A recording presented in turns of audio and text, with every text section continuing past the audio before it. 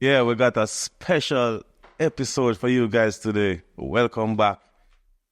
Fastest lifestyle ever. Fast Lane Lifestyle, that's the name of our podcast, but this is the fastest that's ever been so far. We have great athletes. They have my childhood heroes.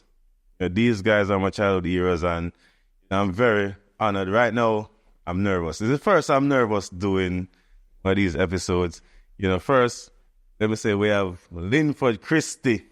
Whoop, whoop, whoop, liquid tear down the wall. Linford Christie, I have to big up Linford Christie. Linford is the first British athlete to win all 4 championships. World Championships, Olympic, Commonwealth Games, European Championships. See that? Big man. And you held the record for what, 30 years? Yeah, something like that. The English record. Well, yeah, man, I have to big you up. And we have Maurice Greene.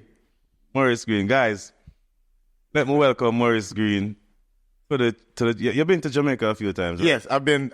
We ain't been able to hang out, but I've been a couple times. Yeah, this man, listen to me. When I just started running, I said to myself, don't let him know that he's your hero. Don't say it, because we competed a few times. I was like, I can't let him know that he's my hero. You know what I mean? So I have to welcome you to the channel. And guys, you might hear a voice in the background. Somebody who likes to run fast back in the day. Call himself Justin Gatlin. You might hear his voice. You're used to him by now. And big up Rodney as well. Rodney is here. But yeah, man, welcome to the channel. And I mean, growing up, I watch you guys. More so I watch Mo Green. It wasn't until I really started to do track and field. My coach would bring me in his office every day. I've been watching videos of this man. You see that death stare. Just watch. When he at the beginning of that death stare, you like, listen to me. you should kill that. He means it. Yeah, man. Watching video of this man, and I kind of model myself. He modeled me off this man, and then with the start, he started to show me Maurice Greene start. So it's like me being so tall, and trying to start like Maurice Greene and running like you. So it's like, this is the perfect combination. So these guys are why, I ran so fast. And I have it to say that I broke your record, your world record. I mean, no, not dissing anybody, but I broke your world record. You know what I mean? I always say world records are made to be broken. Yeah. So, I mean, I am not the type of person that's be like, I want to keep it forever. Yeah. Because that means your sport is staying static. This is the sport that I love. This is the sport that I love. Man. I want the sport to grow. Yeah. I had it. Great. Okay. Let somebody else come along. They do it. That's good. That means your sport is still progressing. Like. That's what I like. I'm going to have it forever. Like, I'm with you. I always wonder why I like you guys so much, because, some of the athletes, so this is like 3 generations. You know what I mean? Your 80s. No, not 80s. 80s. 90s. Coming up in the 80s. I don't feel now. Coming up in the 80s. No. You know what I mean? And, Mo Green, and then myself and Justin. So Justin is here to help me. This is not an interview. It's just us, talking and stuff. And, it's 3 different generations. And the generation before is to me, it's always competing with the next generation. Yeah. And for you to say that just know that, you expect this to happen. This is what you want. We want the sport to grow. This is the sport that we love. Definitely. I mean, I felt like that when Zarnell broke my British record. Yeah. Everybody expect me to think, I'm going to hold on to this forever. No, the sport has to move forward. And records are always made to be broken. Medals will stay with you forever. But it's progression of the sport. And if you love your sport enough, you want to see the progression. Mm-hmm. And when people come and run fast, I love that. I'm jumping up on my chair, cheering for them same way. If it was like that, then there would be records from in the exactly. It'll be like that, the women's 400 record. Yeah, it's still there. I mean, God, dog. Yeah, man. Yeah, but tell me a little bit, from like coming up, because I only know Maurice Greene, like the the man with the tongue out of his. I want to know, who was before all the, you know what I mean, the grease machine. I started running when I was very young. I was 8 years old, but I got into the sport because of my older brother. He would go run and he's winning in Kansas, and I'm, getting written up in the paper and things like that. I'm like, man, I want to do this. Yeah. I just wanted to be better than my older brother. And that's what drove me to be what I am today. Of course, I've seen Linford, I've seen Carl, and I've seen them run, but I literally wanted to do everything better than my older brother. Yeah. And I would see how he would work, and I got to work harder than him. So, and then as we were coming up, I got to keep working. I just got to keep working. So my brother was my inspiration. Drove me to do it. What college you went to? No, I never ran for a college, though. Really? I started right out of high school. I was one of the first. Really? But with that, I think my path, it was good for me because I see some people try it, and it's not as easy. You have to be really strong mentally to do that, because when I was starting, people would always tell me, "Oh, we don't know him, and he's not good enough because he didn't go the natural, same with me, the traditional route." And I mean, there were races they wouldn't let me in, and I remember, we were at Texas Relays in a race, and somebody pulled out, and they was like, "Hey, do you want to get into this lane?" And Carl Lewis was there, and do you want this lane? I'm like, "Yep, I want it." What? And they like, Carl in this. I was like, I don't care. Hey, let's go. Yeah. Wow. So, and next day, and that's when I ran 988. It was wind dated, but I ran 988 and I beat Carl. And then everybody was like, what? The whole stands was quiet. They were like, what in the world? Who is this kid? Who is this?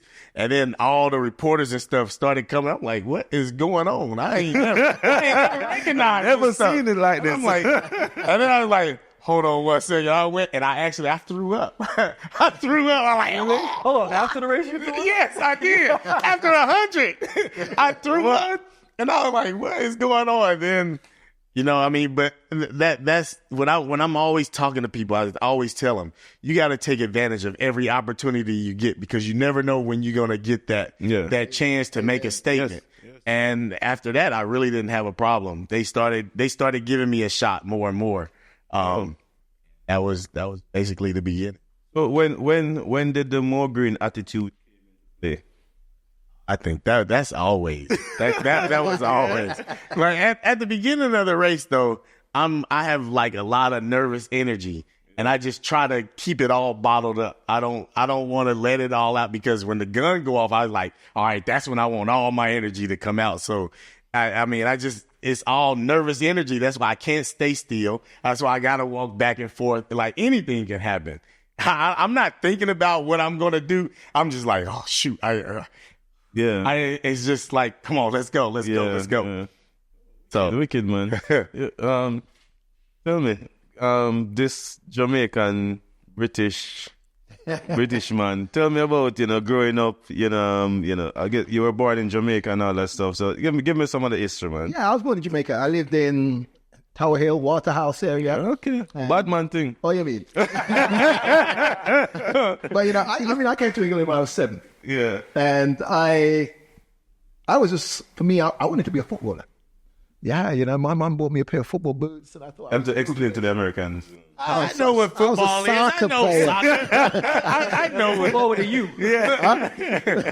And what Jamaican didn't want to be a footballer? Well, it's true. And every Jamaican sport Manchester United. But I ran across the playground one day for a ball, and one of the teachers at school said, "Oh, you look fast, you can run." I was about 8 years old, and so that's virtually how we started. And every time I moved school, there was a teacher there telling me to run.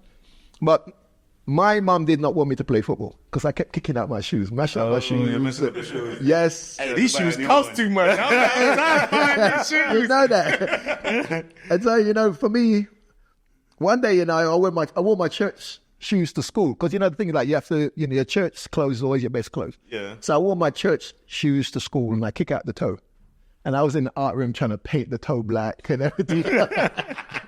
And when I got in, my mom said, "What are the shoes?" And I started crying before I even went upstairs to get the shoes.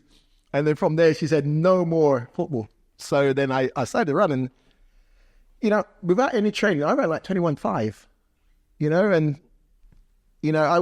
my first breakthrough. I mean, I went to European indoors, won that, but I went to a meeting in Spain, and my PR was like 10.4, and in the heats I ran 10.2, and everybody was thinking 10.2, but then the final I ran 10.04, and I remember specifically one of the press guy came to me, he goes, "You can't run 10.04, and there is something wrong with the time. Yeah. And when you get into a race where people can run 10.04, they're going to kill you." And I said, "What can I do?" They give me the time. Yeah. But from there, it gave me that confidence. Yes. It gave me that confidence that I can do things. And yeah, it just went on from there, So my first Olympics was 88. And, I came second. That was right. You see, I said 80s, right? I was right. That was right. Well, end of the 80s. End of the 80s. End of the 80s, middle 90s, Yeah, man. You're talking about the 80s. We start with you. What was it like, back in your generation? My generations, to be honest, they weren't nice. Yeah. I can say that because they took the rivalry Too off far. the track. Too far, yeah. So off the track, War. yeah, it was still war. But me, I didn't even play. Yeah. So every now and again, the Jamaican me would come out. So Yeah. I'd tell them about themselves. So it's just one of these things. But they took it too far. But the rivalry was intense. And when we got into a race, really, it was one of anybody could win. Sometimes you couldn't really pick a winner. But yeah, it was intense. Everybody wanted to beat you. Everybody wanted, and I was the only Brit, which most other countries, like America had 2 or 3, Canada had 2 or 3. And it was just me. It was like me against the world, I ain't got no friends. That's why you were so mean. I actually, because if you didn't, they would bully you. Yeah. And my first big race was, I ran in, it was like a bit like the Diamond League. And there was Ainsley Crawford. Remember Ainsley Crawford? He was the 72 Olympic champion. Yeah. And I put my blocks down. And he just picked up my blocks. I had this little kid, and he just threw my blocks. When I look at him, he went, "I'm smoking." Right? And he was a big dude too. Yeah. So I just went, put my blocks somewhere else and just carried on. But later on, we became cool. We became good friends. But yeah, it was a lot of bullying. And they would, they would tell you about your mom on before the race. Yeah. They would tell you about your mom, and then you learn, you can't get mad, you get even, and so therefore, and that's what you had to do because that was the kind of games they played. It was all about mind games. This is a bit where I learned, mind games. You have to be strong in the mind. Only the tough survive. Only the tough survive. So I always say I was never the fastest. I just made everyone else believe I was. Yeah. And There's stories about when y'all ran in Europe, like some of y'all would sneak and run like the kiddie races so you could get a blowout, or you race like your contenders. now Jamaican, we don't blow, Rasta. Be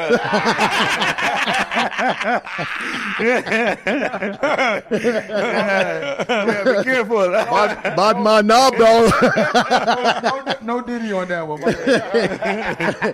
No, there was a lot of tactics. There was people would tell people, "I don't want to race him."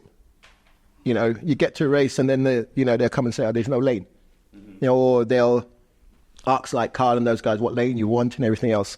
And sometimes they will say, "Well, I don't want this man outside me or that man outside me." And so, they would pick their lanes, and so it was difficult. It was difficult, but I was lucky because I had Andy Norman. Yeah. The late Andy Norman, and he was there. He was like a meat promoter, and so he would fight a battle. But yeah, it was tough. If you weren't, tough, because I was, I started off being a quiet little guy. I was quiet, and then when he started bullying me, I think, hang on a minute, you can't allow people to do that to you, so you change. Yeah, I have to ask this question as well.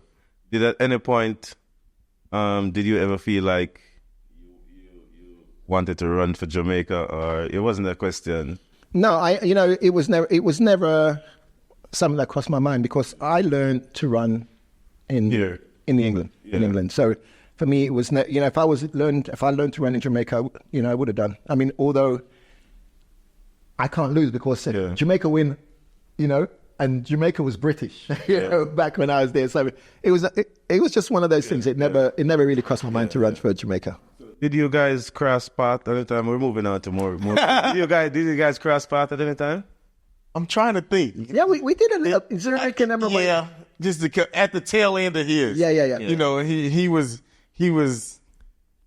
I would say on his victory tours when he coming out like, look, I didn't did enough for the spot. I'm just coming to say, hey, like at the very beginning of mine, but at the end of his, only a couple. Did you meet me? Yeah. Yeah, man. So tell us about the late 90s, early 2000s. I mean, when I started, when I was coming on, I remember. So in '97, I won U.S. champs, right, and then made the world championship team in '97, and then from there, like one of my best friends that I grew up with, he was getting married. And I told him, I'll be there for your wedding. I promise you I'll be there. Right? So right after the U.S. Nationals, I flew home, went to his wedding, had a big party. And then the next meet was Paris. Here, as we are here in Paris. Yeah. The next meet was Paris. Right? So then I take the Concorde, fly over to Paris, get here and run, and I probably took like 7. And then the next day, the paper in Paris said, Donovan Bailey puts Greene and U.S. sprinters back in their place. Danger. And if I didn't need any more fire whatsoever, I seen that, and I was like, this won't happen again. And then the next meet, we went to Lausanne. Lausanne was next, and it was raining. It was cold. They like, you okay? I said, I don't care about nothing.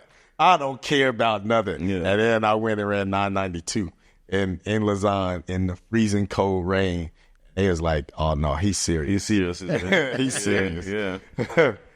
But that was one of the early races. Okay, cool. And then you won the world championship the year after. And then one leg. I won 97. You had one leg. 197. Yeah. But I mean, I just refuse. Like, I don't know if y'all have people like this, but it's just one person that I just refuse to let beat me. I don't care what it was. Like y'all say y'all's was off the track. I don't care what this person would. I would never let him beat me. And that actually went through my mind too. Like I pulled my quad about 65 meters in the race, and I was like, I don't care. I remember. It's gonna come off. I remember. I'm gonna hobble my leg all the way through, and I ran 980. Then I was like, God, dog. I wonder what that time would have been in Edmonton. I mean, let me ask you a question. Do you have races that you wish you could have back? Oh yes. That you was like 100%. Yeah, of course. And because you're never ready either. You never feel you're ready for a race. You always want an extra week. And I've had races where I didn't run because I was just vexed about something. And I think, I wish I did. I wish I ran. But sometimes it's not even good to go back. I just try to not think about those things and just move forward. Because I think about it. I'm telling you that time I don't know what it would have been, but it'd have been crazy. Man, another question to Maurice Greene. What was going on with the fire extinguisher? I think the world wants to know. The world wants to know, man. Well, okay. 2 weeks before the fire extinguisher happened, right? We was in New York, and Sean Crawford, he beat me in a race, and I was like, God dog it. And he said, yeah, I got you. I was like, I see you in 2 weeks. Cause now you gotta come to LA. You coming to LA. But no, I'm telling you, I said, I gotta do something. This is, in LA, I'm living in LA. I was like, I gotta do something. So me and my boy Larry, I'm driving, right? And I'm thinking, I'm like, man, what am I gonna do? I gotta do something. Let's just go, just make it be it. And then I seen a auto parts store, and I said I should go get a fire extinguisher. Like in my mind, I'm thinking that. Yeah. And so like it's traffic. No, it's LA. You know how the traffic is. Yeah. And I just pull in there real quick. And Larry, like, what you doing? I said, look, I'm gonna go get a fire extinguisher. When I finish, you gotta come spray my shoes out. And he said, "Oh shit, yeah." So that was planned like a week and a half before. But I mean, obviously, you just can't run, 10 O's or 10-1 when you do something like this. You gotta run that time. You gotta run the time. Something special. But I actually forgot though, because if you look at the video, like I finish and then I start coming back, and then I looked to the side, then I seen Larry. I said, with the fire extinguisher like that? and then I just started hopping and everything. And then as soon as I took him off, he did it. I was like, oh, that's Yeah, man. but the problem with that is, Yeah. after you do that, you can't do anything else. Yeah. Because everybody gonna be like, it wasn't as good as this. I'm like, Yeah, shoot. yeah. That So was. I ain't gonna even try to do anything else. It's I feel like that went viral before even viral would even. Maybe get a fire truck. Get the fire truck next. No, they're still playing it today. Yeah. Like kids and everybody come up to 100%. me. I see your video. I see man. your video. I say, yeah. Man, that's the thing, man. You guys, I don't think you guys know how much you inspired, the younger generation. And it's not said enough. You know what I mean? And I'm here to really, give you guys your flowers because you inspired, Justin and I. Our generation was a bit different. We were like put in the sport like as Jedis to fight against each other. You know what I mean? So we just been fighting. Like you guys had to build your own rivalry. Like it was a lot harder for you guys. And time is changing. It's getting easier and easier, for the generation to grow their popularity. Grow That's everything. because it's easier because it's social media. Yeah, But- that's what I'm saying, But yeah. I think a lot of them are getting caught up into this social media and not putting enough into their training and everything else. Because now, I've always said as time progresses, man progresses, technology progresses, people get faster. Like with the technology and the shoes that they got now and the tracks that they running on, there's no way in the world you couldn't tell me they shouldn't have ran faster than they did last night. Yeah. Like with it, if that was, man, I probably would have read 9.5 subbed on this track. Yeah. Come on. fast. But they're so caught up into clicking this, getting this click, and not putting the focus into the progression of the race and trying to perfect your race. That's why I don't think we've seen a progression since Bolt. Bolt put it out there, but now it's like nobody's getting close to that. But why aren't you getting close to that? Because the shoes are better than his. The tracks are faster. The tracks are faster, so things should be coming on. But they worried about, give me this click and doing this and this. Sorry, one of the things I think the biggest, thing against progression is video coaching. There's too coach on no many video. people on social media calling themselves coaches. And I think, I go training and I can, Internet coach. no, I have a guy and I got guys in my group and as soon as I see them run, I know they've been watching the video. Yeah. And I say, get off that, because these guys on the social media are not coaching anybody. And everybody believes they know what speed is. Exactly. No, you know what get me? That, I forget what it is, but it come across every now and again. They be like, speed techniques and stuff. And I'm looking at this, and I'm like, you demonstrating it wrong. Like, you demonstrate it right and tell what's right. Like, This is what Olympians do. I see it a lot. oh my goodness. I see it a lot. I see it a lot on social It's like, this media. is terrible. Yeah. This is terrible. Trying to break down the techniques or your foot landing or your knees going all of it is wrong. It's all wrong. Scraping. Where did that come from? It's accident. Because everything else. No. accidental. You know when it started happening, right? It's because of Usain, because he's 6'5", but he puts his foot at the top of the block because that's what they're doing now. And at the very end of his, he would scrape, and now you go back. Man, I see people do it. I say, "What are you doing?" The thing is, we're taller sprinters. So coming out the blocks, you're trying to stay low. You know, Yeah, but you try to stay low, but taller you don't- guys with script. But you don't get the full extension out of the blocks. Yeah. And you So create- therefore you you create don't. friction. Yeah, you create friction. Yeah. You don't get the full extension, so you don't create Yeah. all the power that you Yeah. can get. Yeah. So therefore you suck. Yeah, the aim is to stay low, not to scrape. You know, so everybody saw the scrape. Yeah, but And the thing is, the scrape was from a photo shoot. We did I did a shoot with Nike, and I was running at like 10%. I wasn't even pushing out the block. You know, so that video. That's the video that everybody watches. It's like when instead you of make a instead of video- watching a race, like you have to watch an actual race. They don't. to They see don't. the start. You cannot watch like a commercial. No, but some biomechanics seen you do that, and then they was like, "Oh, this is what you got to do." this is it. This is it. Oh, man, put that stuff away, you stupid. So we're saying all of that now. Do you think the younger generation needs our advice? They definitely do. I think they need it so much, and it's what they need to understand. It's not just about running. It's not just about running fast. You know, there's so many other things, and anybody can win. Is how you win. I always think. You know, when you go out there, you got to win in style. You got to do everything, but they need to know how we did it, and there's not enough footage of us out there, I suppose, because we came before social media. So they need to know how we did it, what we went through, you know, all the, you know, the thought process and everything else, because I don't think they're as durable as us. And I was saying to Justin earlier on that we trained for 4 rounds. Yes. These guys train for 1 off, maybe 2, you know, It's max. easier now.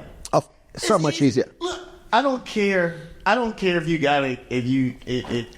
Like we had 4 rounds. That first round is early in the morning, and even though it's against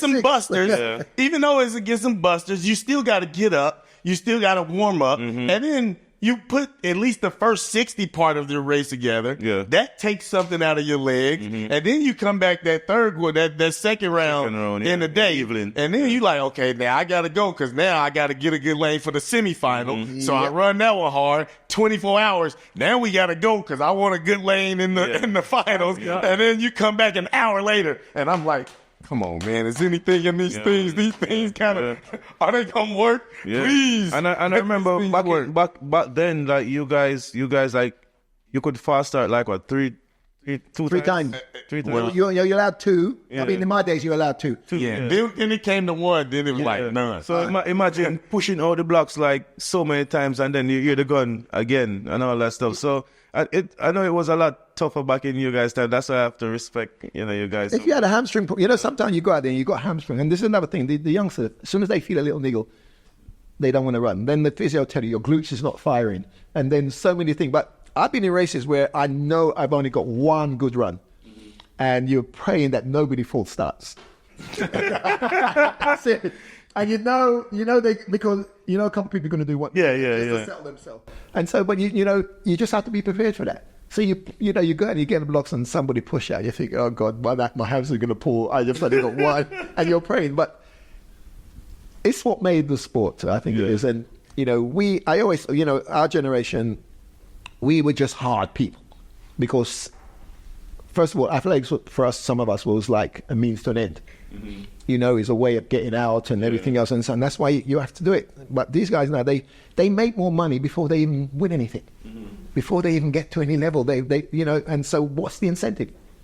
You know, there is no incentive for them, and I think that's, you know, although I think, you know, running for bonuses is not a good thing. I feel like this generation, they want to run fast when their contract is up. They got to renew their contract. Yep. That's when you're going to see them run fast. Our generation was, we got to go when we get it because we ain't going to get it and somebody else is going to get it. We don't care. You know, and that's what it is. Because I mean, in the UK, we have what they call funding. And I think they're paying people to be fit, you know, to run. No, we have to be fit. And so I think sometimes, you know, the contract spoils things because you know, they don't have to win anything. You know, now, like, if we got people that make final, they're going to make money. Just for making final. Some people get, you know, semi-final, they're making and making money. And so therefore, what is... That's in England. That don't happen in the States. That's what I was going to ask you as well. No. In the States, we make the final and you still don't get nothing. But you get a medal and you still don't get nothing. Oh no, we get a medal. Yeah, I know, yeah, yeah. We get I know, a medal. I know they We take are care the of you guys. shits. Listen, you know, but I think that's a good thing for you guys because it when you go to your trials is harder Yeah. than the Olympic final. You know, because you guys could have been the American trials. You run down there, you get Easy. What? I'd be like, oh my goodness. Like, man, this is tough. Easy, man. But that's why I can say for America, when we get to finals and stuff, like we done been through the hardest stuff. We done been there, so it's like this is another day. No, but we want the college kids to win American trials. So if the college kids win, they've been running but now they're a bit better. But before they've been running from January. Yeah. And so by the time they win the trials and they come to the champs, they're tired. They're tired. Yeah. So you guys used to like that. We used to please that college kid. Man. So more like, what was the support system? Like you said, you guys didn't get anything from like. I'm No, guessing our the same. support system is our family, our friends, but whatever we can do. Like it is really, well, I would say it was really tough. Like, cause you don't get anything. You win a medal, they like, thank you. Thank you. Go get another one. All right, I'm gonna go get one. Thank you. Go get another one. Yeah. You get another. Thank you. Here we go again. Go get another one. That's it. And it's like, all right, but when y'all gonna do something? Like, they don't do nothing. It's when you hear of other athletes, you know, they just make final, they win a medal. And And they get a house. And house. Yeah. They get a house, car. Blows my mind when you And when hear you that see- kind of stuff, dog. Yeah. Like- and when you see that, Like, y'all like, can't you're give like, us a house. Like, You get a bottle of champagne. yeah, like y'all can't give us a house. You know how many houses they'll be giving out? And it's crazy because like I think the world does, I mean, I can't say the world, like I guess it's the federations or people in charge don't really respect the athletes because like No, they don't. do we have a ticket? Do you have a ticket for this? Did you get an accreditation or a ticket for this Olympics? Not from the they the World Athletics, not from them, and not from USA Like, oh man, I was just talking about like they do us so dirty for everything. As much as I love the sport, I hate the people who run it. Yeah. Because they don't do anything to support the past athletes that have done stuff. I call World Athletics like, hey, can I get a credential? You know, oh, we don't have any. I call USA Track&field. Can I get a credential so I can just move around? Maurice I mean, I'm not like can I Olympic champion. like Listen, I go Linford Christie. I go to the Super Bowl. I don't even have a ticket. They like, oh no, come this way. I know, right? Hey, I go to the NBA Exactly. game. Come do this. Like, oh, these other sports treat me way better than the sport that I shed blood, sweat, and tears. I went to the World Cup football one time, and they treated me like I was a king. Yeah. Right. I can't. You know, I don't want to go into the stand. I want to be in the warm up area. Yeah. That's where you learn. Nothing. Seriously. I'll go to our national. This is our national championships, and Carl came this year with young kid Louis. Carl's got a credential to go everywhere. I only got a little coaching pass, and I can't even get nowhere. Right? I can only stay in one place. Me, and this is just our national championships. How disrespectful. That's bad. I got treated better. I gave the Tour de France a couple of years ago. I gave the award out at the Tour de France. Man, I'm in the car riding in the bikes. I'm like, this is crazy. Yeah. I mean, and I ain't never really paid attention to the Tour de France, but man, if y'all ever get a chance to be a part of it, I'm gonna tell you to go. You will see a whole like every stage is a party.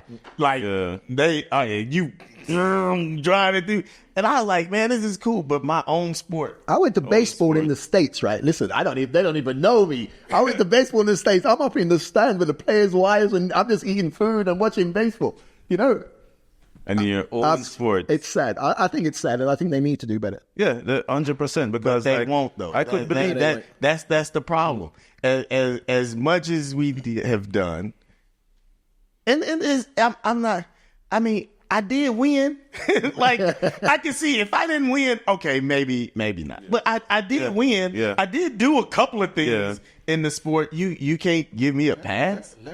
Exactly. That's what I'm saying. Like, but that's what I'm saying. I'm just it irks me the way they treat us, and it's like, why would I even tell a person, hey, you should be in track and field? Why should I tell a person that? Because after that, do I want them to feel like me when they done and they accomplish some things? Like, it's hard, but I mean, I love coaching kids. I love giving back to the sport, teaching them. Because I talk to whoever I see coming up now. I always tell them, look, if you ever need somebody to talk to, if you need some advice, or even if you want to call and cuss somebody out, say, damn it, you. Yeah. Like, you can call me. I'll be here for you. I'll be that ear for you if you need something. I tell all the young people that. Like, I'm here to help you because I want to see my sport keep growing and keep doing good. Yeah. But I went on training camp with our team this year. Paid my own way. I paid for everything. And so, but they allowed me to go in, because I got 2 athletes competing. They allowed me to go in and everything else. And when I'm there, I'm helping everybody. I'm talking, because they don't understand about motivation and how to get your mind right. And I'm trying to help people to do these things. And they were gladly accepted. I couldn't even eat in the dining hall where the athletes was eating. I had to stay in my room and, go out and buy some food and stuff. I could not eat the food where the athletes were. They had a little table tennis table. I had to, they had a fence around it. I had to sit outside the fence. It's terrible. It's terrible. Wow. But hey, that's our sport. Wow. Listen, man. When I heard you guys, when you mentioned it to me the first day you came, and I was like, I'm not gonna complain anymore. Listen, man. When Mo was like, "Yo, I can't even get a credential," and then I saw Linford and Linford was saying the same thing. I'm like, and Justin was saying the same. I'm like, okay, let me not complain. Let's just create our own platform and we speak about it. You know what I mean? So this is what I like about this. You know what I mean? Create our own league. Yeah, take over the world athletics. No, I don't think that's possible. But I know, but I'm just saying, it's like, man, if you want something done, you just got to do it yourself. And it's like, and the thing is, the world need to know this because people assume that when we come to championship, like we're cheating. Maybe they are here, and then maybe they'll change. Yeah, I think it's my generation though. Because most of the people now are running sports. Oh, your generation, yeah. And I think Linford generation is too hard. Sebastian They're too hard. Linford. That was your teammate. He's not my friend. He was my teammate. He's not my friend. He was your teammate. But you know what? I mean, because you see the thing. Don't forget, the sports went professional in my time. I mean, 1986. That's when we first started going pro, and we started making money and everything else. And I thought we would have progressed from that. But we should have seen it how they were skullduggery, because we had to pay our money into a trust fund, and we would get no interest from the trust fund. And if you wanted the money out of the trust fund, you had to write and tell them why you wanted the money. And I remember the treasurer, he said, we do not like to see athletes driving around in flash cars, right? So it was your money, but he got jealous because people were taking the money out to buy cars. So we should have seen that coming. We should have seen it. My generation, poo on you. You're done wrong. Yeah, yeah. That's tough, man. That's tough. And like I said, having platforms like this, telling the world. My uncle of mine is here, and he was livid. Like, he couldn't believe. Like, he was calling everybody. He couldn't believe that we don't have a ticket or accreditation or anything to go to these games. And I mean, we're not crying about anything, but it's just like we expect even one day, one day. Like, look, there's a box up there that's empty. I'm sure. Yeah, they can have all the past Olympians, or if you competed in the Olympics, look, y'all can pack into here if y'all want to be a part of it. Like, come on, man. I think people will come out as well. I mean, I remember was it Berlin? When they had people like, igsh, she was raking the sandpit. They had, people who, past people sitting in the stands in the front row, whatever. People get carrying the basket, so it makes them feel, because then the crowd gets to see you. And we put extra bums on seats. Yeah. People will come out just to see some of the old people. You know, you can imagine. I mean, even up, before the 100 meters, they paraded us out there. But you don't realize, like, as fans, people who ran around in your generation, they're going to have kids, and they're going to tell their kids about Maurice Greene. And then they're going to grow up and be just like me and Asafa. Yeah. We're going to be like, oh, Maurice Greene was my dad's idol, so he's our idol. Exactly. You see what I'm saying? And then that generation is going to carry on to the next, and they're going to say, oh, Asafa Powell and Justin Gatlin, and so on and so on. It's the fact that our sport doesn't realize the fact of how special it is to hold on to those great champions, because those are the ones that are going to pave the way for the next generation. And that's why a lot of them go away and make money elsewhere. They don't want to stay in the sport. I mean, I walk out there seriously, and people still asking me for autographs. People still want, and I'm walking with people who are competing on the team, and people still think, that are you competing? I saw that. I saw somebody got starstruck when, so a few people got starstruck when they saw it there. They was like, yo, this. It's not only me.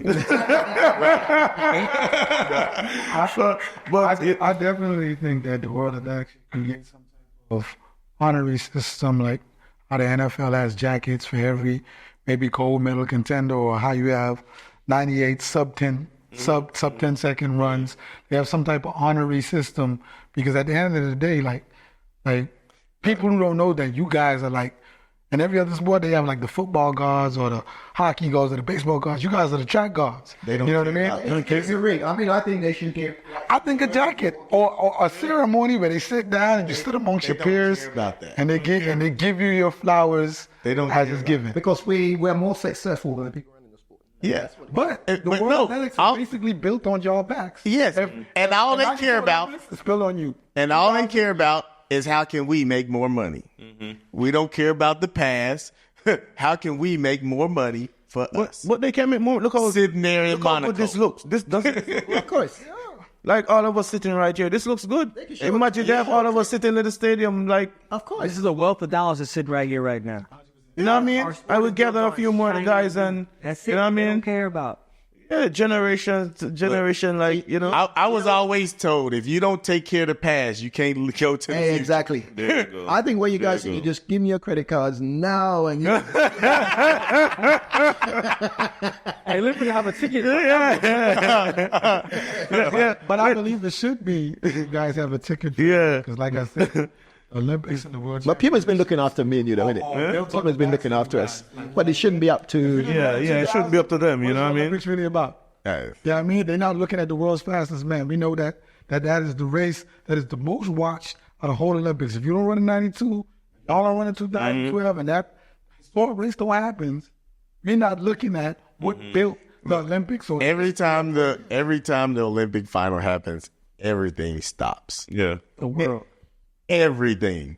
And one reason why, because at some point in everybody's life, there has been somebody said, I can beat you to there. Like everybody think they're faster. Yeah. Everybody. So everybody can relate to it. Yes. That's why everything that's stops. The event. Yeah. Everything stops and all eyes is on there. And they all are watching. I'll tell you a funny story. One day, I ran in Commonwealth Games. I came second. And I went home, and my family was just sitting around the table. And I walk in, and my dad went, and he goes, and you say you can run, and that little short boy beat you. Ben Johnson. Ben. My dad said, you can't beat him. I can beat Ben, can't run faster than me. My dad believed that was true. Yeah. My dad believed, and this is what got my parents into watching athletics or anything, because my dad thought he could beat everybody. My dad would beat you too. Yeah, I mean, everybody can relate. Everybody can relate, man. And our sport is great, but they don't want to accept it, Yeah. And we should be big. I mean, the thing is, we should be bigger than it is. And when sometimes you see other sports stepping over us, and you're thinking, Why? How? At the Olympic Games, track and field is what, a matter of fact, the 100 meters is what everybody came to see. They said that start till track and field start. You know that. Exactly. Right. Hey, everything else can go. Yeah. Now the show starts. Yeah. I'm tired of turning on TV, cornhole championships, drone racing championships. Yeah. And you don't get They can't see track. No. But if you're in Europe and you watching like Eurosport, you see them Tonka trucks going like, what is this? You just driving up and down some mountains. Like, You can't subtract. You can't subtract. Really? None of that. None of that. So I've another question. We're gonna wrap up shortly, but retirement. You retired and you came out of retirement. Yes, indeed. I think all of us want to know what was that? Some of that Foolishness. I will explain. The thing is that sometimes once, I think it happens to the majority of sports people. We retire, but then sometimes we don't think we have fulfilled what we do. Or you see someone that you used to beat and then all of a sudden they're champion, you think, I can still do that. And so for me, I mean, I remember, I was coaching Darren Campbell and he was second in the 2000 Olympics in the 200 meters. And they would challenge me for some reason. And I wasn't even training. And so a week before our trials, I beat him over 100. Yeah. So it was in the back of my mind, ooh, maybe. And then he went on to become European champion. And so they said to me, you can't run, 60 meters, you can't run this, you can't run that. And for us, all of us here like this, if someone tells you can't do something, that's when you want to do it. Don't tell me I can't do it. And I think this is something that's in us. We, I was saying about Muhammad Ali and Larry Owens. Muhammad Ali thought Larry Owens was Muhammad Ali's, training partner. And so you get out there and you think, I can beat him. And then all of a sudden they punch you in the face, and the old Mike Tyson things come out, where he says, every man has a plan until he gets punched in the face. Yeah. And so I got out there and I realized, I raced Jason Gartner over 60 meters. I mean, I ran 6'5", but when he put the first two steps, I'm thinking, God, where'd that come from? Yeah. But, and so sometimes you got to know, I think, you know your place. You got to retire and stay retired. But, for me, I mean, it was just one of those things that happened. And the guy, I went to a meeting and the guy said to me, you know what, I will pay you 10 grand to wave to the crowd. I said, no, give me a lane. And he goes, no, just wave. I was like, give me a lane. And then, I came second. I was, what was I, 37. Yeah. And all these things happened. And then, I remember I went to a place in Holland and Tim Montgomery was running at the time. And they said, Linford's coming to the meet, Engelo. Linford's coming to the meet as a farewell tour. He's going to wave and everything else. And Tim goes, well, if Linford thinks he's coming to wave here and everything else, he's got a big thing coming. He's making a big mistake. Yeah. I got there and I whooped him. And then he came over to me and he goes, but retirement comes to everybody. Yeah. And I think sometimes when you retire, you should stay retired. Yeah. I think that's always the thing. You got to stay retired because. Is it hard? Was it hard to retire?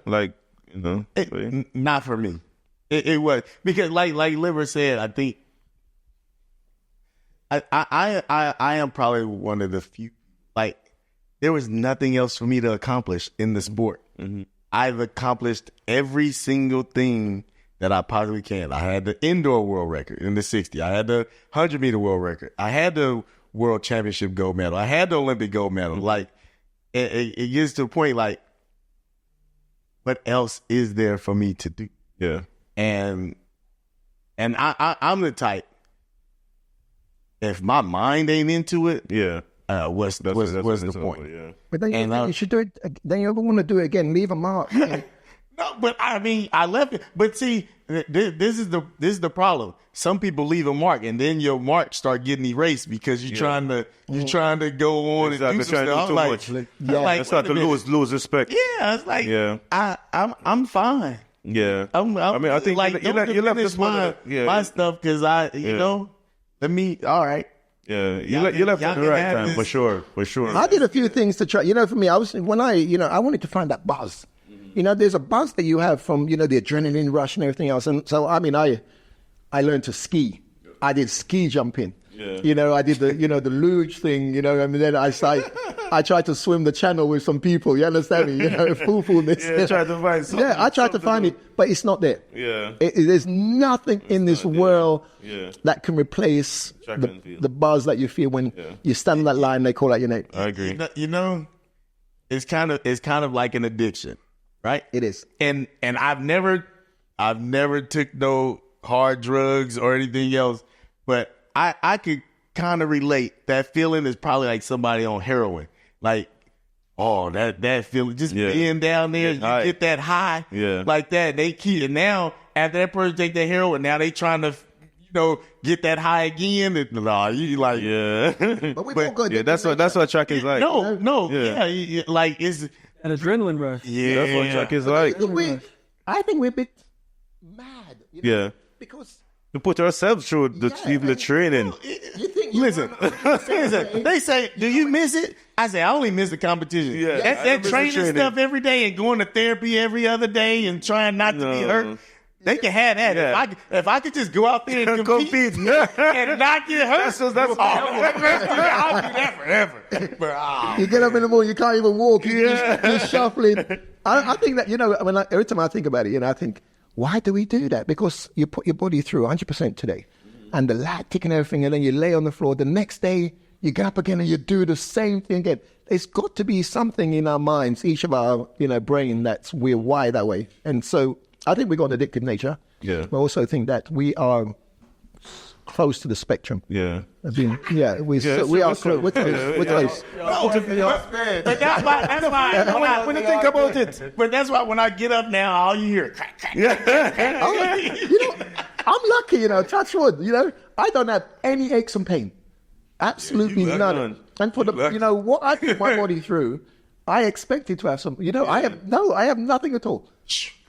You hear that? This is some needs. See? Knees scratching. Yeah.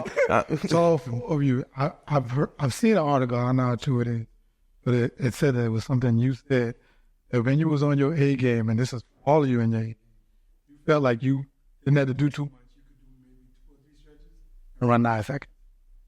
Nah, I didn't say that. Well, I never felt I ain't never said that. No. 2 or 3 stretches. No, you'd have to. I mean, I would tell you, it's been times where like my body is just like, I don't have it, but my mind takes my body there, and it's like I'll go do something remarkable just because I'm taking and I believe that's why I feel the way I do now. Because I'll tell you, after I broke my leg in February, and I still came back that year, like for 4 or 5 months. I was just in the pool doing, because I couldn't be on the weight bearing. But then I'm going to USA trials, and people talking stuff, and I was like, I came out like Tyson too. I had me a black hoodie, sleeves cut off. I'm about to whoop y'all now. I ran 988, but I didn't put in the base work that I needed to. But I was like, no, I'm going to win this one. It catches up later on. It catches. Oh man! Yeah, so I think that's what people trying to understand. That's when I was after that race. I ran 2 races a year. I told my manager, I said, look, I ain't got it no more.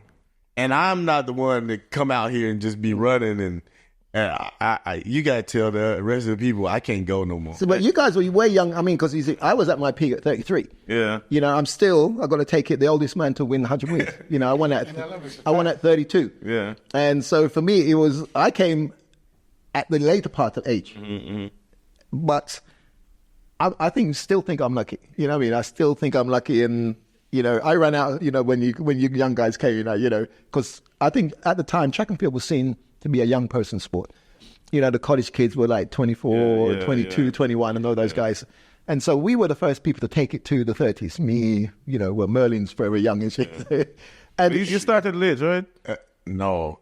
I started, my first year on the circuit was 94. how old were you then?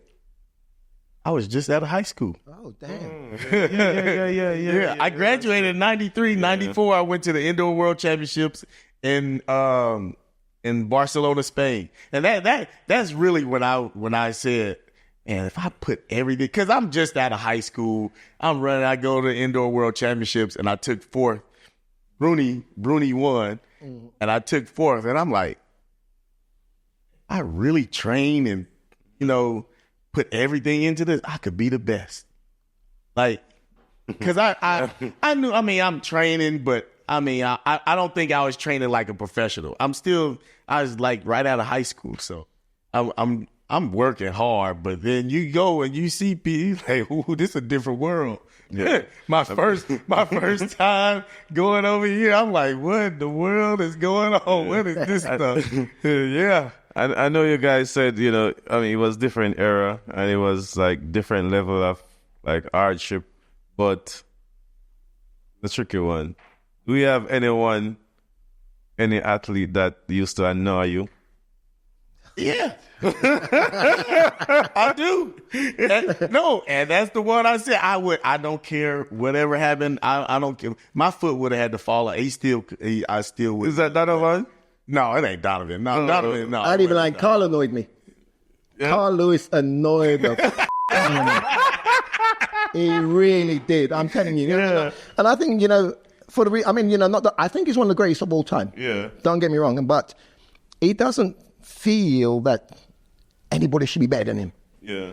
You know, you've had your day, move on. Let people go. You know, let the next generation progress. But to me, I think, you know, if he was allowed to run the sport would be even worse than it is. It would be stagnant because he just... Because it'll be all about him. Yeah, he's not... But he's not the same now, though. I will say. Talk to him now. Yeah, Talk to him he now. is because he wouldn't talk to me either. But he has changed tremendously. Yeah. Age. I think He wouldn't even talk to you like back in the day? Oh no. Well, I mean, it was said I ran him out though. So I mean, no, but that's life, isn't it? You know, I mean, I had great rivalry with Leroy crazy. Burrell and everything, but you know, Leroy was good. He was a nice guy. It's different for us though. Like when I was in high school, when I put on my locker, I'll put Justin Green. Like you was an idol to me. You know what I'm saying? Like it was a point where we got to like. I remember I was in a race, Palo Alto. yeah. Our first 100 meters, we ran against each other. Yeah. And about 45 meters, we come up out the drive phase, and I look over, and I'm like, I am racing against Maurice Greene. Like, this is crazy. Yeah. But it's like I never thought that you taught me so much without teaching me. You know what I'm saying? So I never thought like, man, I got to run this dude out the sport period. Right. I was like, I wanted you to stay as long as you wanted to stay because like you was an idol. You know what I'm saying? Yeah. You gave us so much inspiration. Look at look at athletes like that who just block people. I feel like you did the sport and the next generation. Man.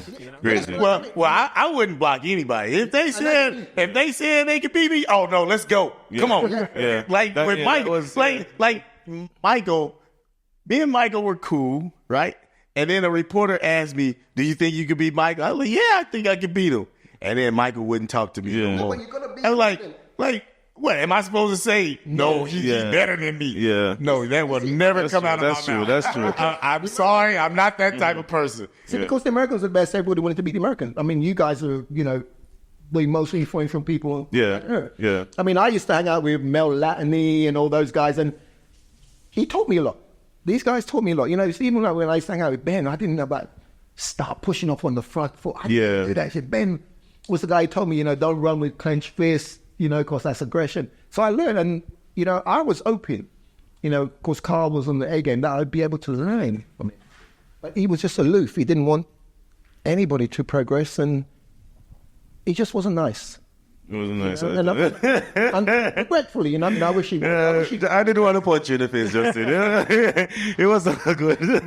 But it's only one person that I just Name the name. Call the name, man. You have to call Tim. Tim. Yeah. Oh, Tim Montgomery. Yeah. You know, I thought that was the reason why you did the fire extinguisher. Oh, he wasn't even in that race. Yeah, I though. didn't know it was. No, he wasn't. Sean. I wish he was. But yeah. Yeah, and for years I thought he was in. and he just irked me so much and just talk like But if you see him, you talk to him now. I don't know. I don't know. I mean, because especially during that time, like our sport was going through so much turmoil, and he had part to do with it, and that's one reason why. Like, I would hit Project World Record, and you with this guy doing this stuff, and like Yeah. and I'm like, mother. Yeah. Like, and that's probably why it's like, I will never let you beat me. I don't care. Yeah. I don't care what happens. You are never going to beat me. Oh, that's awesome. I think that you got to show love, innit? Yeah, man. Yeah, man. For Yeah, me, man. I'm sitting there with you guys. I love you all. You understand? Yeah, I have man, no, yeah. No, y'all, No, y'all are family. Yeah. Y'all are family. Yeah.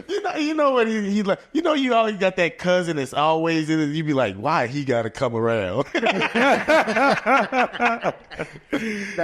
mean, I would probably talk to him. I'll be cordial. Yeah, I'm cool with Carl now. I mean, like, listen, we talk, and because we're older now. Yeah, man. We're Yeah, older. man. We And it's did good what to we know. had to do to progress Yeah. in the sport, and so I talked to him, and I Yeah, thought man. exactly like you. He's interesting. It's good to know. It's good to get it out there. You know what I mean? I don't know if I would. So who annoyed you? I was never annoyed. I was never annoyed. I think that's what I'm saying. Our generation He was a bit always different. calm. Yeah. He's a calm natured guy. Yeah. He like, Yeah, our generation was look, yeah. he's Jamaican, man. It's cool, man. Everything good. When you're juniors, though, you say, you get on the line, you say, well, what's your record? How fast did you run? And everybody talks to each other. When the seniors, you come Yeah, big and serious. You know what I mean? And Who annoyed you? No, with no disrespect, Mike Rogers, because he always was there. yeah, he was. always He's still there. count him out. Can never count him out. But the thing is, you want to go to those smaller meets, and you just want to kind of run like a Yeah, he there. He's there. He's there, and he consistently running 10-0, 10-1. So it's like, Hey, you never Mike gotta probably get ran close 80 crowd. times a year. Yeah, bro. But you know what? John Smith did that with me. I would run a race, and I get there, there'd be John Drummond. I go race John Drummond. 2 days later, I get to another race. There's Dennis Mitchell. I go run Dennis, and he's fresh and racing. I get to another race, and the two of them there. So yeah, I get a break. Oh, I can't get a break. And I just want to, you just want to run and try something new. I always had to be on my A game because these guys, Yeah. John Smith played my downfall all the time.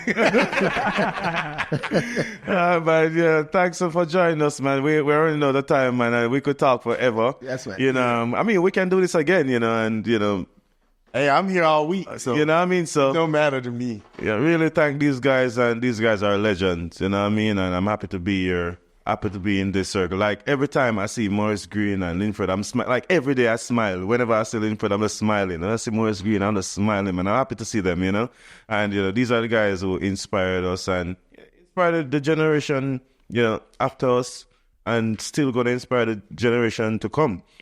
So, we need to do a lot more for the sport. And hopefully, a lot of people watching today and, get inspired and learn a lot, and maybe your perception will change and all that stuff. And, thanks for joining, and we'll see you guys again soon. Don't miss a beat. Boop, boop.